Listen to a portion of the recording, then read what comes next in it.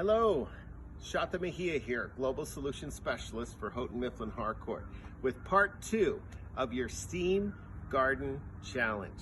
Welcome. So as you remember, part 1, which was 3 weeks ago, was meant to get you to just plant something in a recycled container. Part 2 is all about compost, because you need this soil to be able to take you through the rest of the summer.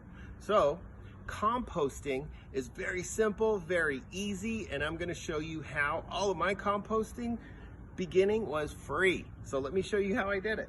Compost basically is just food waste, yard trimmings, dog poop, cat poop, and fill dirt.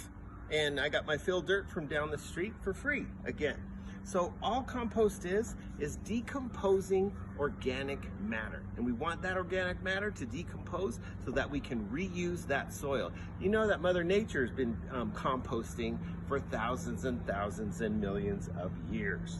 So it helps to keep the soil alive with nutrients. But what it also does is it helps to circulate the air and the water within the soil to help deliver those nutrients more efficiently to the plants, much like your body.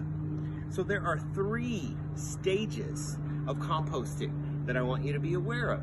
The first stage is when heat just breaks down the biodegradables. That's stage 1. Stage 2 is when the microbes, which are really, really small, tiny organisms, which your eyes can't even see, break this down into finer particles, more easily usable material. And then stage 3 is when different microorganisms take over and break down that fine matter into what's called humus. Humus is that usable soil. It's like what I call the gold soil. Not something you can buy at a store, but when you compost correctly, turn that soil over every couple of days, wow, you can really get some rich, rich soil. So let's finally talk about the 2 different kinds of microbes that make up my composting. And then we'll go through the stages and what I did personally.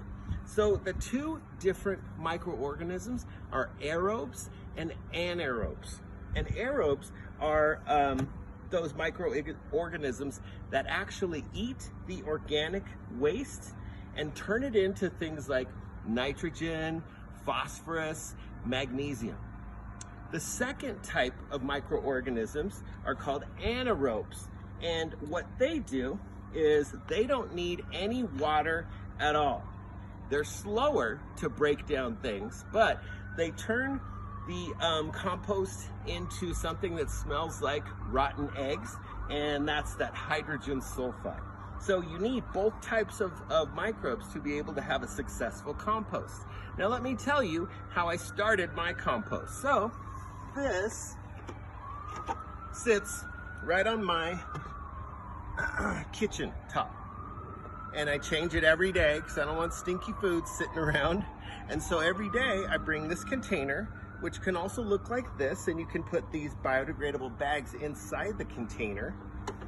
So I take all of this plant material, all of this food waste, and I put it in my compost. There we go. I'll show it to you in a minute.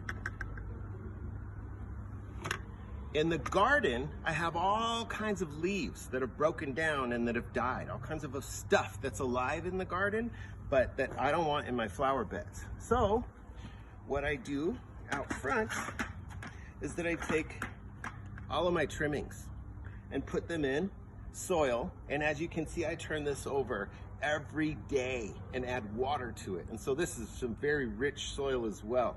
And so I add this in addition to this big compost as well. There you go, take that. Okay, and so if you can come on over, I'll show you the final product.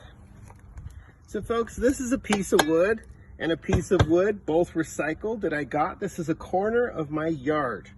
And so what I've done is I've put fill dirt, I pour water in here, and you can see all the food waste. And so every day, every other day, I come in here and just turn it over. It reminds me of what I've eaten the last few days. Oh, there's that watermelon. And can really get some very nice soil for you. Now, if I dig to the very bottom, ooh, get a really nice. Now, this right here is going to turn into some very nice soil. So that is part 2 of your Steam Garden Challenge. Create a recycled compost bin out of whatever you have floating around. Use the techniques that I described to fill that bin. Turn it over every couple of days, and in a few weeks you're going to have some really nice soil to be able to add to your garden. Okay, stay tuned for part 3. We'll see you later.